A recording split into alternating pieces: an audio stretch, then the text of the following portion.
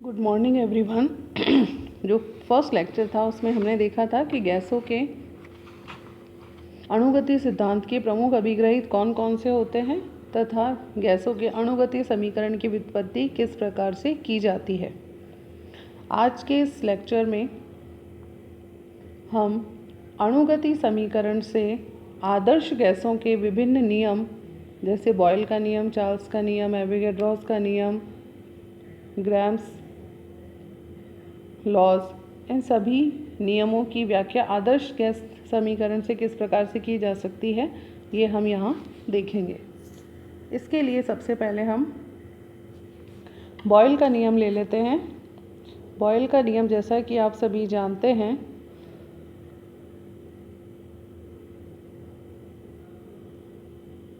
कि constant temperature पर किसी भी गैस की एक निश्चित मात्रा के लिए उसका दाब उसके आयतन के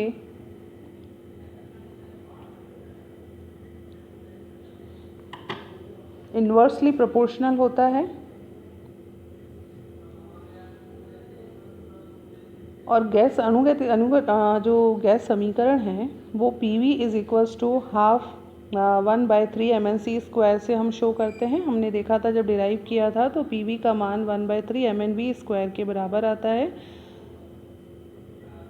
n यहाँ पर नंबर ऑफ मोल्स हैं, c उसकी वेलोसिटी है गैस मॉलिक्यूल्स की। तो हम यहाँ पर इस इक्वेशन को 2/3 से मल्टीप्लाई कर देते हैं। जब इसे 2/3 से मल्टीप्लाई करेंगे तो हाफ MnC² जो कौन सा व्यंजक है उसे हम औसत गतिज ऊर्जा भी कह सकते हैं।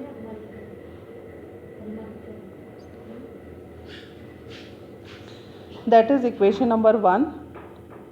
अणुगति सिद्धांत के अभिग्रहित के द्वारा औसत गतिज ऊर्जा परम ताप के समानुपाती होती है।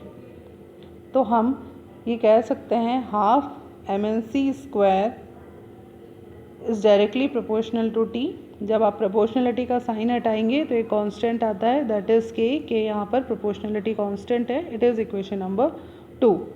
फ्रॉम इक्वेशन 1 एंड इक्वेशन 2 हम ये लिख सकते हैं PV is equals to 2/3 KT। 2/3 एक कांस्टेंट है, K भी एक कांस्टेंट है and temperature is also constant, so we can say PV is equals to constant. That is Boyle's law. The next one is Charles law. According to Charles law, at constant pressure, volume of definite mass of a gas is proportional to the absolute temperature। यानी कि स्थिर दाब पर किसी gas के निश्चित आयतन, किसी गैस की एक निश्चित मास का जो आयतन है वो उसके एब्सोल्यूट टेम्परेचर की डायरेक्टली प्रोपोर्शनल होता है। यहाँ according to equation PV is equals to 2/3 KT है। इस इक्वेशन को हम रीअरेंज करते हैं। वॉल्यूम को वन साइड रखेंगे क्योंकि हमें यहाँ पर वॉल्यूम और टेम्परेचर के बीच में रिलेशन देखना है। तो वॉल्यूम को आपने लेफ्ट हैंड साइड में रखा, प्रेशर को हम राइट हैंड साइड में ले जाएंगे। Then V will be equals to 2/3 P KT। यहाँ पर 2/3 एक कांस्टेंट है, प्रेशर भी कांस्टेंट है, K is also constant, so V will be equals to constant multiplied by absolute temperature. या हम इसे इस तरह से भी लिख सकते हैं रीअरेंज करके V/T is equals to constant, जो कि चार्ल्स लॉ को दर्शाता है। इसी प्रकार से तीसरा नियम एवोगैड्रो का नियम हम किस प्रकार से अणुगति समीकरण से डिराइव कर सकते हैं यहाँ देखेंगे। एवोगैड्रो नियम के अनुसार स्थिर ताप और स्थिर दाब पर किसी गैस के समान आयतन में उपस्थित मोलों की संख्या भी समान होती है। मान लीजिए हम अणुगति समीकरण लिख रहे हैं किसी एक गैस के लिए, PV is equals to 1/3 M1N1C1², जिसमें N1 मोल उपस्थित हैं, और किसी दूसरी गैस के लिए इसी प्रकार से इक्वेशन लिखेंगे जिसमें N2 मोल उपस्थित होंगे। PV is equals to 1/3 M2N2C2²।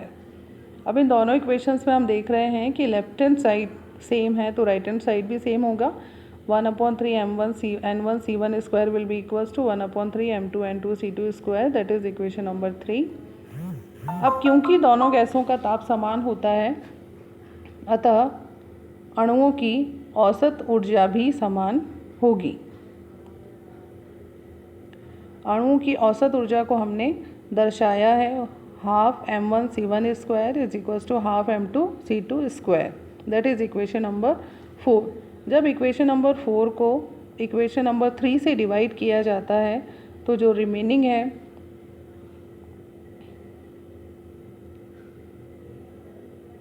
वो रह जाएगा n1 is equals to n2, जो कि ये सिद्ध करता है कि समान आयतन में उपस्थित अणुओं की संख्या भी समान होगी।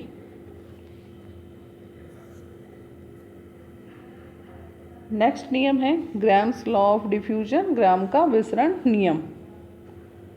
अणुगति समीकरण के अनुसार PV इज इक्वल्स टू हम लिखते हैं 1/3 mnc स्क्वायर, तो c स्क्वायर बराबर होगा 3PV/m के,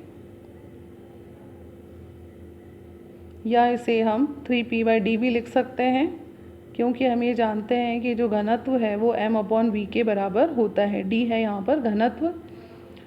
जब हम इसका स्क्वायर हटाएंगे तो राइट हैंड साइड में स्क्वायर रूट होगा, तो c will be equals to square root 3p/d। एक गैस के लिए हमने इक्वेशन लिखा C1 is equals to root square 3p/d1, दूसरे गैस के लिए C2 is equals to root square 3p/d2। जब दोनों इक्वेशंस को हम डिवाइड करते हैं C1/C2 will be equals to root d2/d1, that is equation number 5। क्योंकि गैस के विसरण की गति उसके वर्ग माध्य मूल वेग के समानुपाती होती है अतः ये लिखा जा सकता है R1/R2 is equals to C1/C2, that is equation number 6।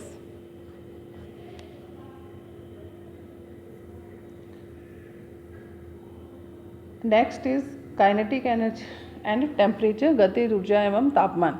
अणुगति समीकरण से किसी अणु की गतिज ऊर्जा और ताप के संबंध को भी ज्ञात किया जा सकता है।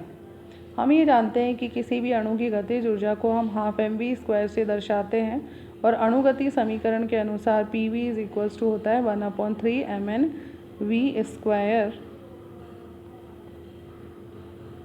हम इस इक्वेशन को 2 से गुणा करेंगे और 2 से भाग करेंगे तो हमारे पास अब व्यंजक आ जाएगा 2/3 काइनेटिक एनर्जी, क्योंकि काइनेटिक एनर्जी हम जानते हैं is equals to half mnc square. तो इस इक्वेशन को रीअरेंज करने पर जो गतिज ऊर्जा है वो बराबर होगी 3/2 PV के। यहाँ पे जो 2/3 व्यंजक था जो हम इसे लेफ्ट हैंड साइड में ले जाएंगे तो ये 3/2 हो जाएगा मल्टीप्लाइड बाय PV।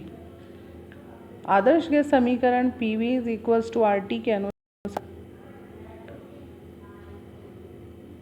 आदर्श के समीकरण हम PV is equals to RT लिखते हैं। जब नंबर ऑफ मोल्स n होते हैं तो PV is equals to nRT होता है।